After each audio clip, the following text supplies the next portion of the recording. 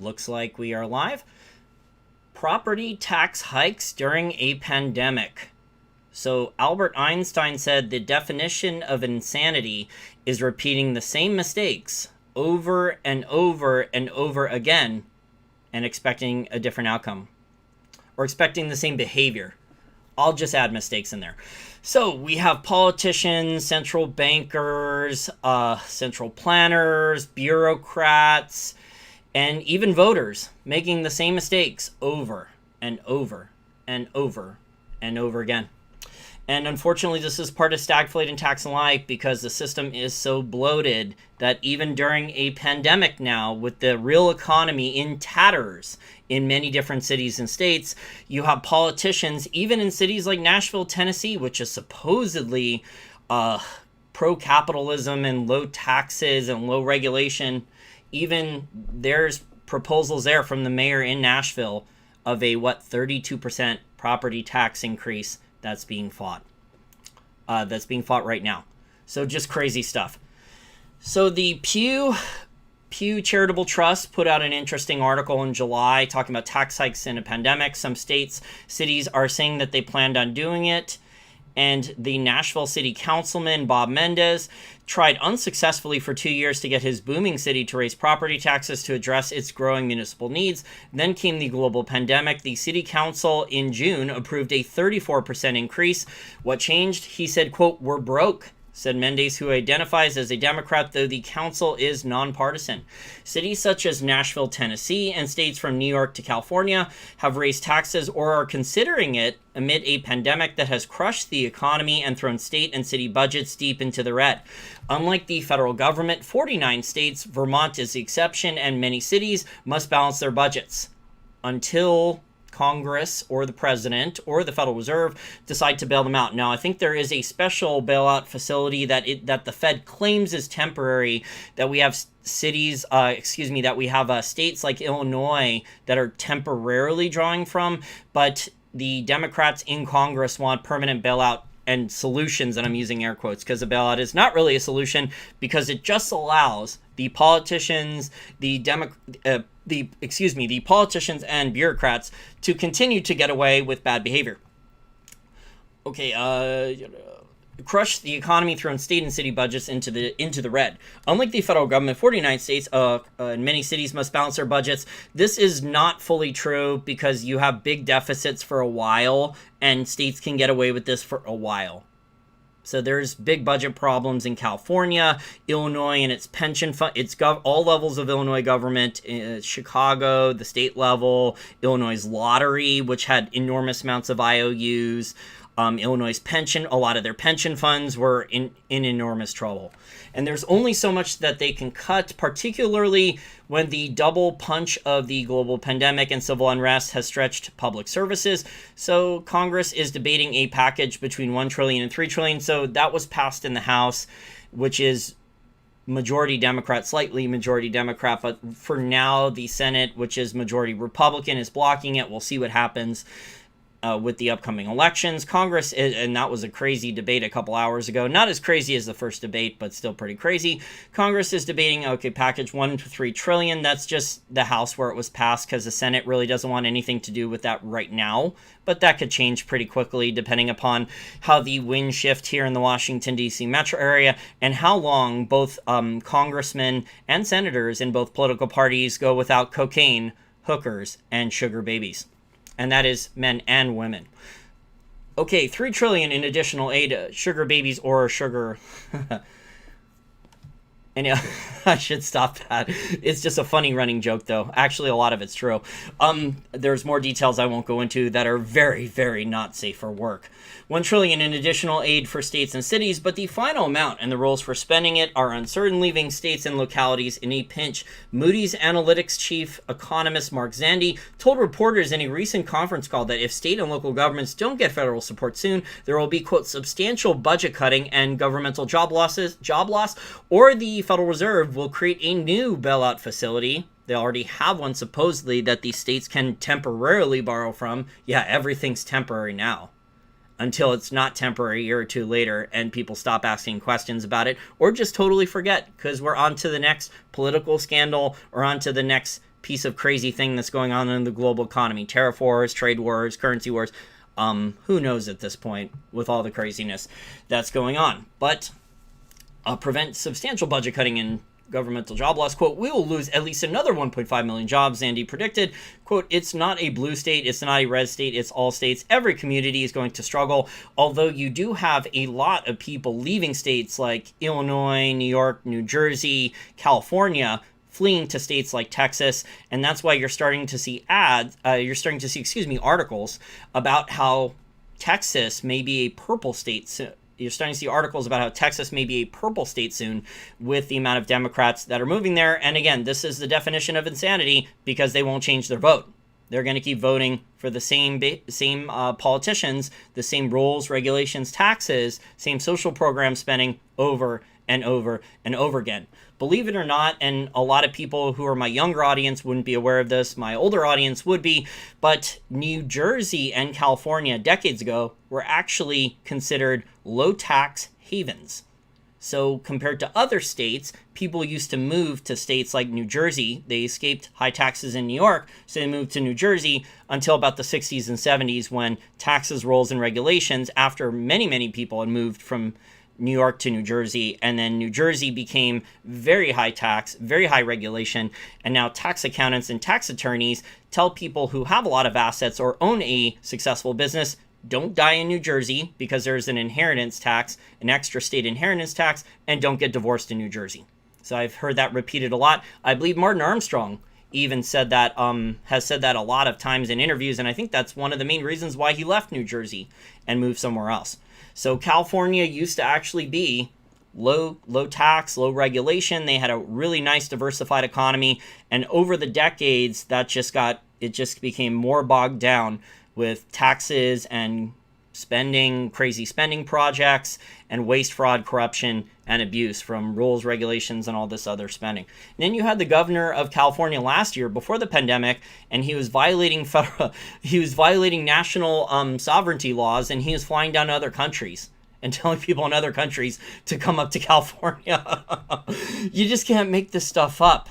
How ridiculous everything is at this point. The Liberal Center on Budget and Policy Priorities, based in Washington, D.C., estimates that state budget shortfalls will total $555 billion over fiscal 2020 to 2022. I'm guessing it's going to be even more than that.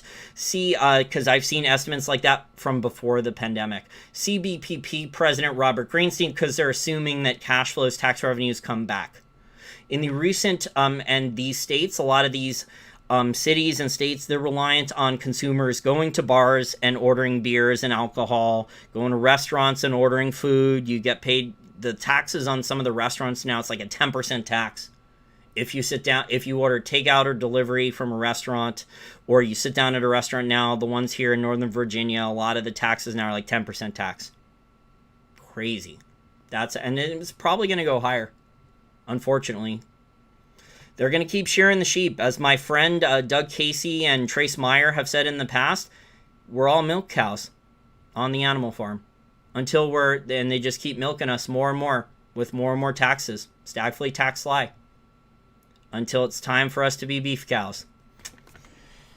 And then led to the slaughter. CBPP President Robert Greenstein, in the recent conference call with reporters, said that that number portends, quote, quite severe budget cuts at the state level and local level, causing a lot of hardship, which is not going to happen. They're not going to rapidly cut. Well, they might defund police. That's what they're trying to do, which is going to create even more problems, especially when they have the Second Amendment ban too. Because if there's no police, the cops are not coming, and then you don't have the right to bear arms. How are you going to protect your property, your small business, your family, your friends, your loved ones? It just doesn't make any sense. But maybe that's what I would say is socialism and Marxism. It doesn't make any sense. It's just all about theft with force, with the government. It's just a forced wealth transfer at the point of a gun barrel. Okay, causing a lot of hardship. California Governor Gavin Newsom in late June signed a $202 billion budget temporarily scrapping certain tax breaks for medium and large businesses. The change will pick up as an estimated $4.4 billion in a stab at closing some of the projected $54 billion budget deficit, but businesses are leaving. They were leaving before the pandemic. They are leaving like crazy now. You're seeing a lot of rich Hollywood celebrities even leave California now, heading to Texas and other low tax states. But don't worry, they're still going to donate lots of campaign contributions and help promote the campaigns of politicians that will raise the taxes of every average Joe and Jane listening to this podcast who cannot afford to pick up and move their small business, move their family and loved ones, and get to a lower tax state to save themselves 25, 30, 40% while they fund politicians that will hurt or destroy others financially. Oh, and then you still have to go pay for their movies and go watch their TV shows because they look pretty. New York State lawmakers are eyeing higher income tax brackets for multimillionaires. On July 6th, the Seattle City Council passed a tax on businesses that spend at least $7 million in annual payroll, citing the pandemic.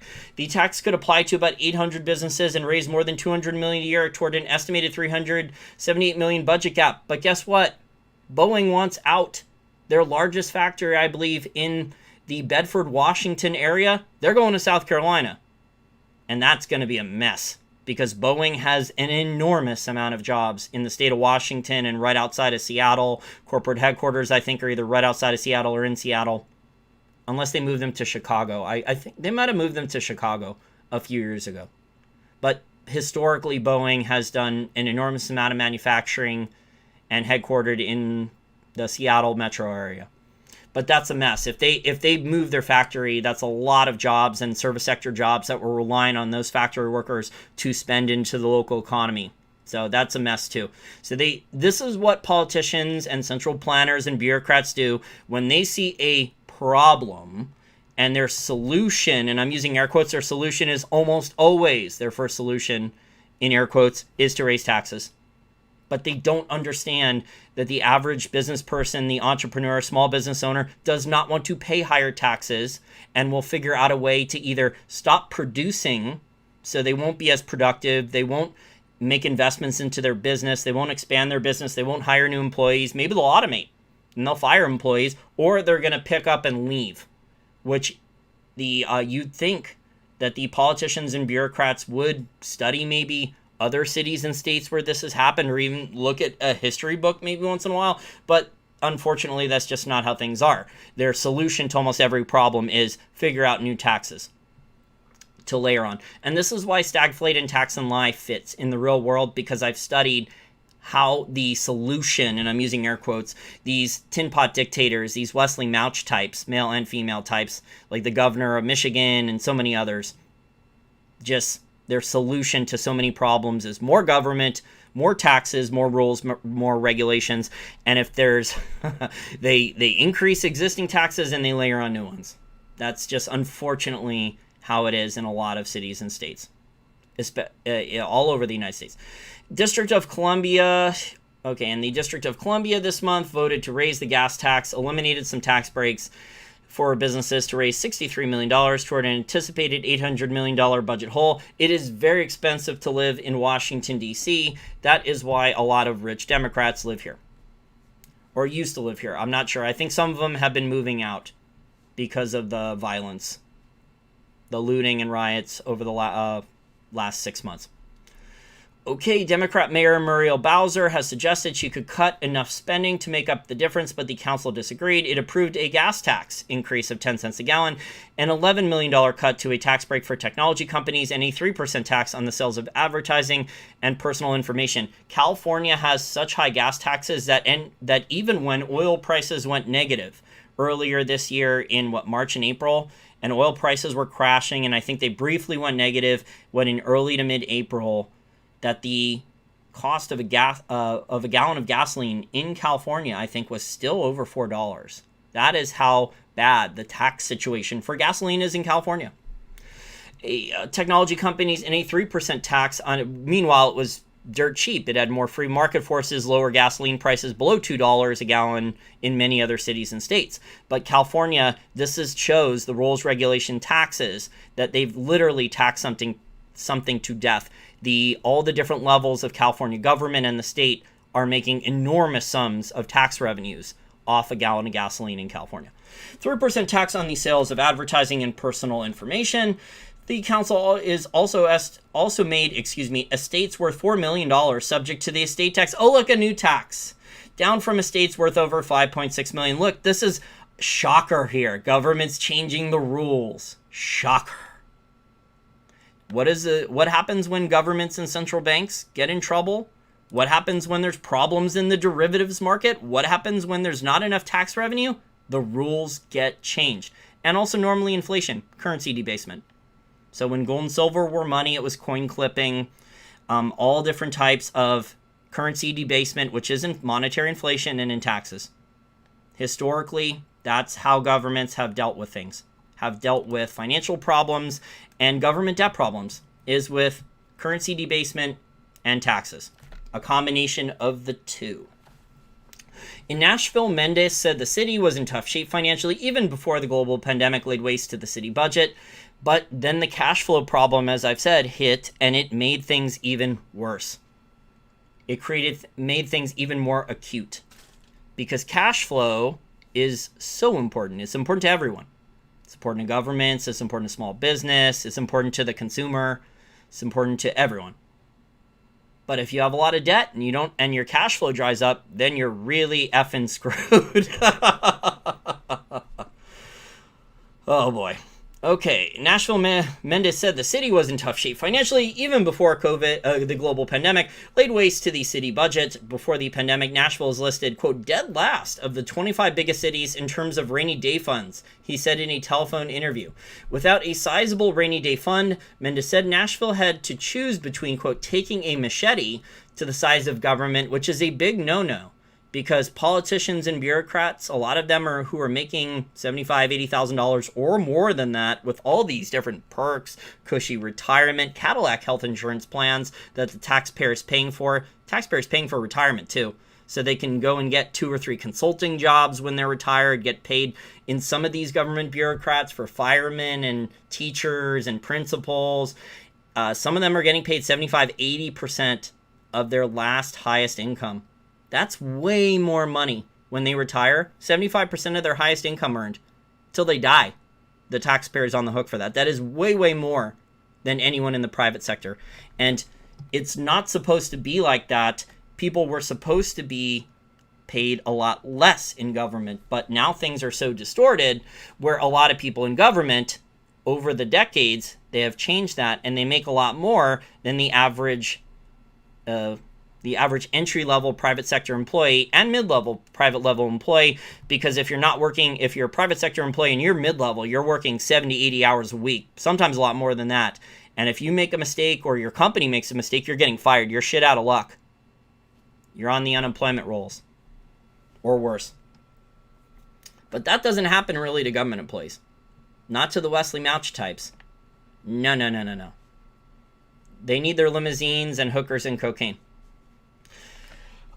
And they're cheat on their husbands or wives on the taxpayer's dime too. There's tons of examples of this. Governor of Oregon, many lots of government employees here in the Washington D.C. area. Pretty much every single government agency, it's pervasive. One opponent, Councilman Russ Pulley, described Nashville's budget situation as a, quote, hot mess, but said he would have preferred budget cuts or increases in sales taxes or sin taxes on cigarettes or alcohol rather than the property tax hike. Yeah, but the difference is you can't move the property. That's why. So people can cut back on alcohol or cigarettes, or they can buy their cigarettes across the border. You can't move your property. Now you can sell your property before the tax increase goes into effect, but the property's staying there. So someone, if they're going to own that property in Nashville, they're going to be paying that tax. Quote, I was ready, and that's why, like, it's if you own real estate or you own a mine in a country, that's why governments like to tax those things, because you can't move them. Quote, I was ready to support a reasonable tax increase, but then the pandemic hit. We lost a lot of sales tax revenue, and small businesses are doing what they can to stay afloat. Now we are going to hit them with an even bigger tax increase. Geez. Pulley crystallized the dilemma facing cities and states. The same economic meltdown that has blown holes in public budgets is crushing many small businesses and residents. In Chicago, Democrat Mayor Lori Lightfoot indicated a property tax increase is on the table there as well, absent enough federal money to cover what is expected to be a $700 million shortfall. Let me update that because this article was from July. We have this new article that came out a couple days ago on October 19th from the Chicago Sun-Times that Lori Lightfoot's pandemic budget, 500 layoffs, and a $94 million property tax hike. So she is planning on increasing property taxes, and as of now, the property taxes are going to be not quite as much, it looks like, as initially planned, but it could just be where they're going to have a lower number, and then it's going to get raised later. That argument is also likely to surface in the debate over a California initiative on the ballot this fall that would repeal a 1970s-era local tax cap for commercial property and would raise an estimated $12 billion annually for schools. In San Francisco, voters in November also will consider raising local taxes on high earners and stock compensation. Meanwhile, the Public Policy Institute in California found in a May survey that 60% of likely voters say the governor should not include tax increases in his latest budget. But this is what politicians love to do. Even Republican politicians, their solution to many problems is property tax hikes. It's like that in Texas and many other. I've spoken with people in Texas. There's big property tax increases that have happened over the years. So it's both political parties. When they see a problem, the solution for politicians and bureaucrats is raise taxes. Or if you're at the federal level here in the Washington, D.C. metro area, you have the Federal Reserve at your back, which means they get to StagFlate tax lie, they get to debase the dollar, export a lot of the monetary inflation, and then lie about it and say there is no inflation. And most financial professionals and deflationistas will believe the government numbers, along with unicorns, along with how there's still apparently Santa Claus, the Easter Bunny, and the Tooth Fairy when you're an adult.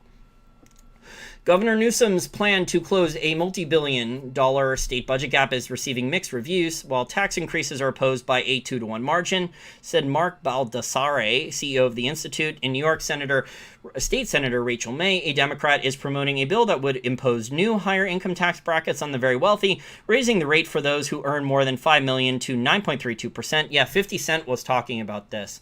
50 Cent was talking about this in New York and California. I think it was 62% for either New York State or California. I forget which one. He was pissed off at both. And he said solely on Joe Biden's new tax plan.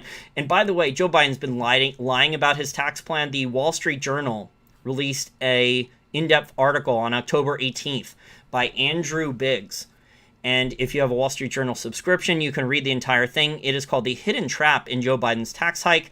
How after Joe Biden has promised that he will not raise taxes on anyone earning under $400,000 of income, including small business owners. However, his promises to not raise taxes on people earning $400,000 or less after years 1-2 of his administration, those promises start to go away. So it is only maybe for a year or two where people earning $400,000 or less would not be hit with tax increases. And it's looking like a 12 to 16% tax hike on people in that income bracket, where he said he will not raise taxes after year 1 or 2. They're going to get a 12 to 16% tax hike on their income taxes. And that's not counting all the other taxes that are being layered on. So if you want to read that in-depth article, it is a Wall Street Journal article. If you have a Wall Street Journal subscription, I'm not going to read that article, but the link to it will be below the video in the information description section. But bottom line, even during a pandemic, the solution, and I'm using air quotes here, to almost every politician and bureaucrat's problem is raise more taxes. And they're looking at new taxes, and they're looking at increasing existing ones. And one of the most common taxes to increase is property taxes. Why? Because a lot of holders in real estate are in nominal value. They're making more money. My good friend George Gammon has made an excellent video on this, and I've talked about this for a long time, how the goal with the Federal Reserve and the people on Wall Street and the people here in DC is to force real estate prices higher pretty much every year, almost every year, in nominal value. Why? Because then if the prices are higher in nominal value, even with currency debasement and inflation, even if you didn't upgrade the house or the property at all, even if it is a piece of shit house and needs to be torn down, the value of the land goes up, and then the government gets to keep taxing it at a higher price, at a higher tax, because the nominal property values keep rising. That is the scam. And George Gammon did an excellent video earlier this year, laid out the numbers, laid out the math, showed how much state and local governments, one of the main incoming tax revenues is property taxes. But the federal government level also makes an enormous amount off capital gains taxes on real estate. Although the 1031 tax exchange was a way for all real estate investors to delay that tax for some people were delaying that 1031 tax exchange, if they did it right, for decades until they died. And it was time to pass on the real estate holdings. So Joe Biden, if he is elected, according to his website at least, and obviously politicians lie all the time and things could change, but as of now, what he's planning with the 1031 tax exchange is to eliminate it. So after every single real estate transaction, people must pay a capital gains tax. That's what it says on his website, along with other taxes on stocks and bonds and dividends. So politicians are going to be going after assets, taxing assets more, along with the inflation tax, which is a stealth tax, which Lord John Maynard Keynes said 1 in a million can't discover. Although apparently now that number is down, because there was one person who was trolling me saying, it's not 1 in a million anymore. It's not 1 in a million anymore. Where did you get that number? Who said that? It was Lord John Maynard Keynes who said that. Not me. Apparently you didn't know that, Mr. Troll. Now you learned something today. So congratulations. Okay. That was off the cuff. I did not practice that. Now, I have 30 co-sponsors on the bill. May said she proposed the bill to tackle income inequality in New York by raising taxes. So wealth redistribution, solving income inequality by redistributing wealth, that's socialist and Marxist. Income inequality hurts everybody, she said. If you shift taxes away from the very wealthy, it falls on the poor and the middle class. But her bill got scant attention. The rich people, if you try to tax a lot of rich people and their businesses, they have the resources to move. If you try to tax, if the Seattle government or the state of Washington or the Seattle metro area, their county there in Bedford, Washington, tries to tax Boeing, their factory, they're going to move. They're not going to stay there and say, go ahead, you can increase my taxes. I'm just really stupid. I'm going to pay a lot, 10, 20, 30% higher. No problem. That's just not how the real world works. If you keep taxing people to death like that, they will stop producing economically. They will stop investing in their businesses. They will look to cut back drastically or automate, because then you don't have to worry about all the higher minimum wage laws that politicians are talking about passing, which are a tax too on very small business owners. Because who can afford much higher cost increases and passing them along to consumers? Most businesses are not going to be able to afford that. You have politicians and central planners, bureaucrats, who do not understand real economics. They have not run a business. They do not know anything about running a business. The only businesses they've profited from are like dummy companies, which is what a lot of people in the Washington, D.C. metro area, how they get rich.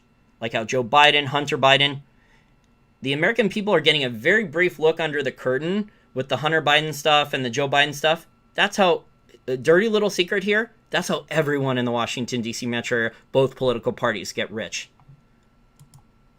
Okay, this has been going on for decades. Okay, most of the people, politicians and bureaucrats, have no private sector or business experience, and the only way they get rich is through corruption or unbidded contracts or bribes. This is just sad.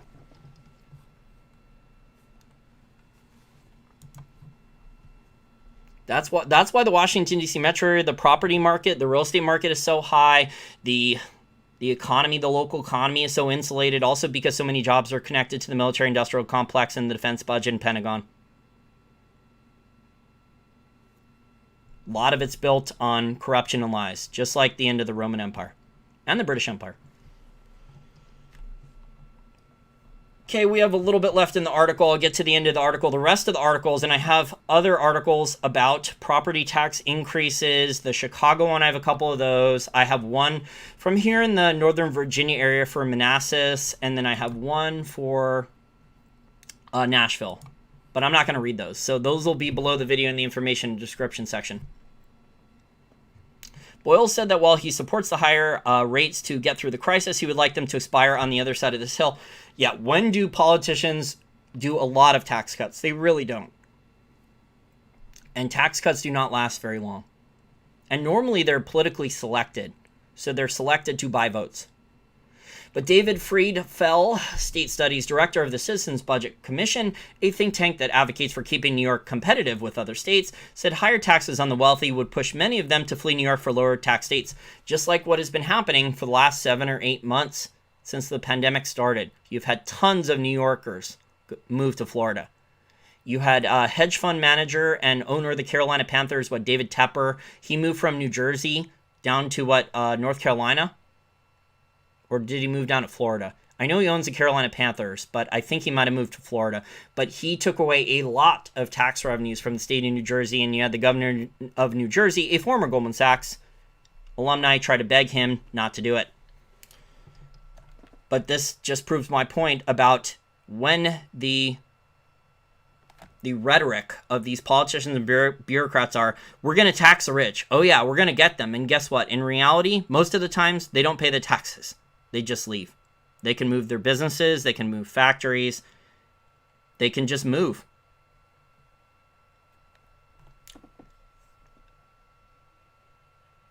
Friedfeld acknowledged that taxes are not the only reason people move to a different state, but they are an important reason, though.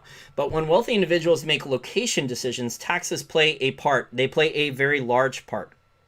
He said the top 1% of taxpayers, there was a study on this. I covered this on a show last year before the pandemic about people leaving Chicago and moving to Indianapolis or other areas of Indiana. They saved 25-30% of their income. So there was like a successful upper middle class family. He moved his small business from Chicago to Indiana. He saved himself like 30% of his income. And then he went back and visited Chicago a couple times during the year so his family and friends could go, so he could see his family and friends. This is what people are going to be doing. Unfortunately, though, in a StagFlate tax and lie environment, even low tax areas will start to become high tax areas because you have people moving from high tax areas to low tax areas who will start voting in high tax, high rules, high regulation, wealth redistribution agents or politicians. He said the top 1% of taxpayers pay, or even if they just vote for new infrastructure or all these other spending, whether it's infrastructure or social programs, it's paid for with tax revenue at the state and local level. So that's property taxes and other taxes on alcohol and at bars and taxes on restaurants at eating out and it used to be taxes on bricks and mortar retail spending, but at this point, we're going to be looking at probably an online national sales tax. I'm surprised more people haven't tried to push that yet, but I would not be shocked to see it in the next couple years. Like a value-added tax or an online national sales tax. I'm surprised we haven't had more people push for it. I know Andrew Yang wanted a 10% value-added tax. Wouldn't be shocked if Biden did win the election if he started because he copies everyone's policies. If he started copying Andrew Yang's 10% value-added tax. He said the top 1% for online sales because that's where a lot of the spending is going and it's not being taxed at anywhere near the levels when people were buying at bricks and mortar retailers. He said the top 1% of taxpayers pay about 40% of the total income taxes in the state, which amounts to about $20 billion. If 1% of the 1% leave, $200 million of revenue is gone. He said at a certain point, more people will leave than the revenue will generate. And this is the problem that your Californias, Illinois, New York, New Jersey states, those states, which are the most indebted, have pension fund shortfalls, have large bureaucracies, are running into right now. Okay, I will take a look at Super Chat questions. Steve Crawford, thank you for the $5 Super Chat. Do you think other countries around Europe will follow Ireland's choice to lock down again? I have no idea. That is not my expertise. I do know that from an economic standpoint, the European economy, they can't print like the Fed. They're going to need a lot of currency swap lines. The European banks are a mess.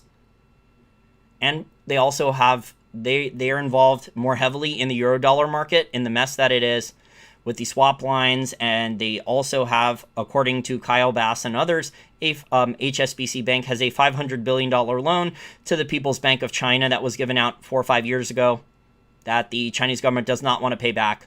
So HSBC Bank has that. That's like off balance sheet. No one wants to talk about that.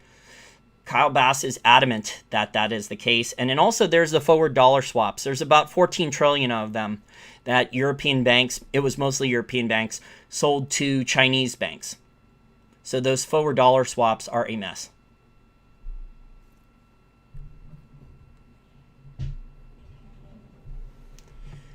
And the Fed will have to temporarily print over them. They will have to give out those currency swap lines and then forgive them because no one can pay them back.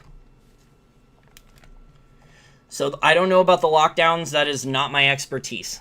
Sorry, Steve, that's not my expertise. I focus on the economy. And the European banking system is a mess. It was in much worse shape than the US banking system prior to the pandemic. And it's, in many ways, it's a lot worse. Because the European banks made a lot of loans to emerging markets and to Chinese banks. $5 super chat from Wally. Thank you for the $5 super chat. Aren't landlords in a greater danger in losing their properties than renters becoming homeless if things get real bad? It's a good question, and I think there's going to be tons and tons. I was in law school a long time ago. There's going to be tons and tons of lawsuits. It is a mess.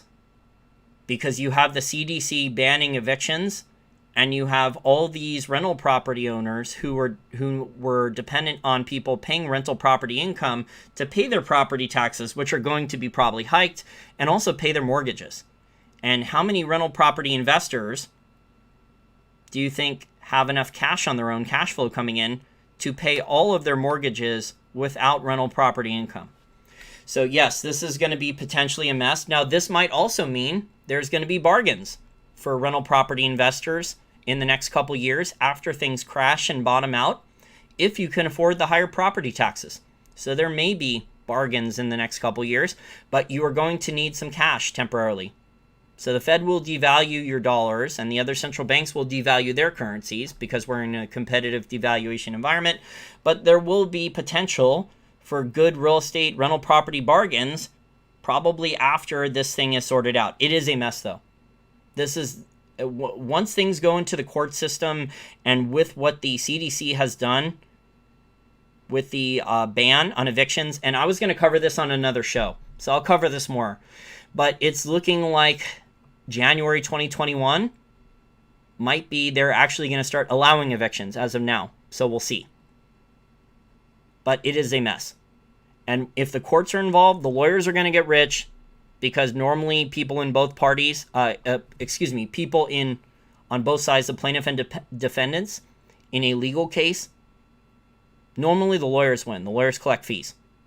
The lawyers win either way in a lot of cases, unless they're on contingency.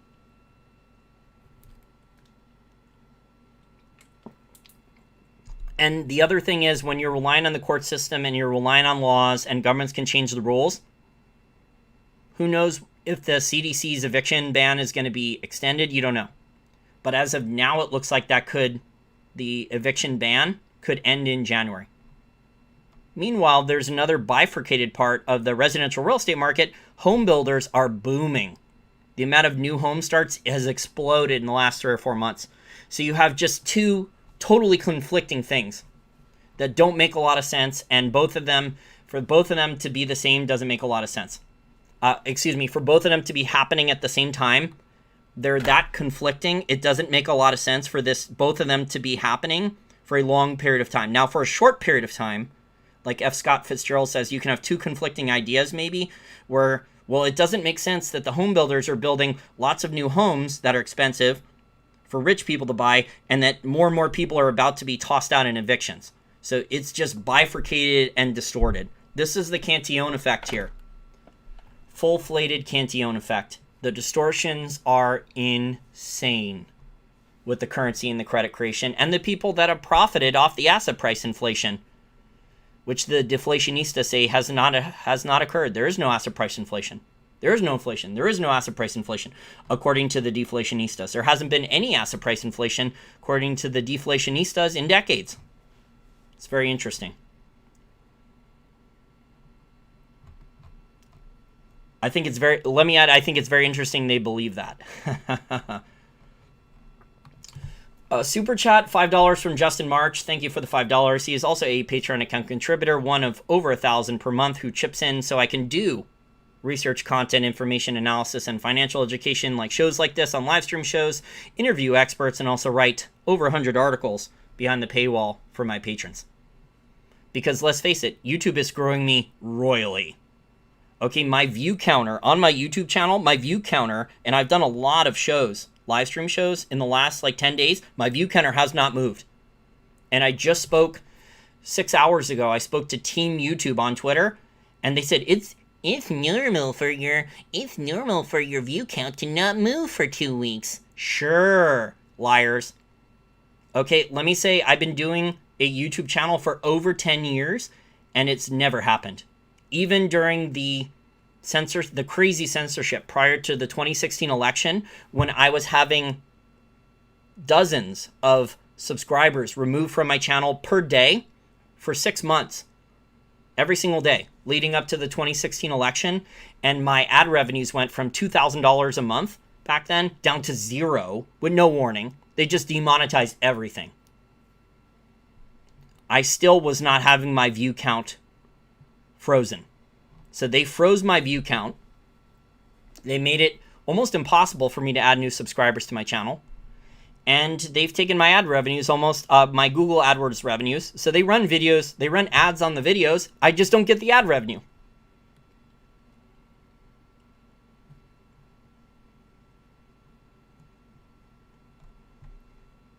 They must need that additional ad revenue to take for Google shareholders. Okay, last super chat here. I am way over. This is way too long of a live stream show, considering my health problems. I normally have to keep them at 30 minutes or less. This is way, way too long. $5 super chat from Steve Crawford. Thank you for the $5 super chat. Any thoughts on why the equity bubble has been US-centric while the other major global markets have gone sideways? Yes.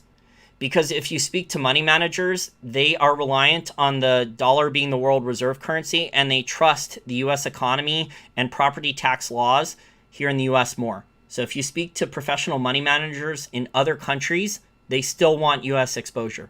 So if you speak to European money managers, they want exposure to U.S. corporate bonds. They want exposure to U.S. government bonds because on a relative basis, the dollar is still stronger than other currencies, than many other currencies, especially since the pandemic started. And the bond market here in the U.S. has, unless you're counting a real inflation rate, the yields for U.S. bonds are much higher than yields for many other bonds in many other countries. So this is very similar, Steve. I've been talking about this for a couple of years now. You've had a lot of flight capital for the last 3 or 4 years, especially since Trump won. You can see this in the charts. You've had tons and tons of professionally money managed institutional investor capital for bonds and stock. So for equity portfolio managers and bond portfolio managers, you've had tons and tons of managed money, net capital inflows coming into the US. So that's the reason. And in some of those other countries like China, foreigners don't have good property rights. So the U.S. on a relative basis, and yes, things are not good here in the U.S. on a lot of different ways, but in terms of private property rights and others, the U.S. still has much better private property rights than a lot of other countries. He liked my answer. He gave me another super chat. He gave me another $3 super chat. That's nice. Yeah, so we've had flight capital coming to the U.S. for a long time now. If the Fed goes absolutely bonkers, if the Fed's official balance sheet, and this is probably why they don't want to be audited, but if the Fed's official balance sheet goes to 15 trillion soon, goes to 20 trillion soon, we could have eventually a reversal. And you could see net capital outflows, maybe. So this is what worries every single country, every single finance ministry, every single treasury department, every single central bank, every single major politician, net capital outflows out of the country. And this is why China has enormous capital controls. They don't want that. So they want capital coming in, and then they want to trap it. But every other country panics about net capital outflows. This is what every country, especially emerging, if you go back and look through the history of financial crises over the last 50 years, A lot of them from emerging markets, the Mexican tequila crisis, the Asian tiger crisis, many of the others. A lot of them were the last pin in the bubble was the net capital outflows. So this is what every single finance minister or treasury secretary or central banker in charge of running navigating the economy and the currency and the interest rates in the country is afraid of, is net capital outflows. Okay, that's it for this live stream show. This is way too long, and I'm surprised I haven't had any major memory glitches yet. So maybe the expensive regimen of supplements, natural supplements, and nootropics I'm on is actually doing a halfway decent job. Hopefully I do not have a migraine for 5 or 6 hours after this, because normally when I have long interviews or long live stream shows, I have to go lie down for 5 or 6 hours. That's my new normal. But hopefully you got a lot of good information out of this. The bottom line, though, this is part of StagFlate tax lie, and the same mistakes from politicians at the federal, state, and local level, central bankers, politicians and bureaucrats, and voters will be, unfortunately, not all voters, but a good amount of them will be repeated over and over and over again. And what happens when you do the same behavior and expect different results over and over and over again? Albert Einstein said it's the definition of insanity. So welcome to dystopia, StagFlate tax and lie, and not only will there be currency debasement, there will be higher direct taxation too. Sad to say it, but you can prepare, you can expect and prepare for the worst, and you can hope for the best, and there are plenty of ways, without voting for universal basic income, without voting for MMT QE programs, to beat StagFlate tax and lie. They are just not easy. They require a lot of hard work, and you have to pool hard work and ideas together with your family and friends. That's how you're going to do it.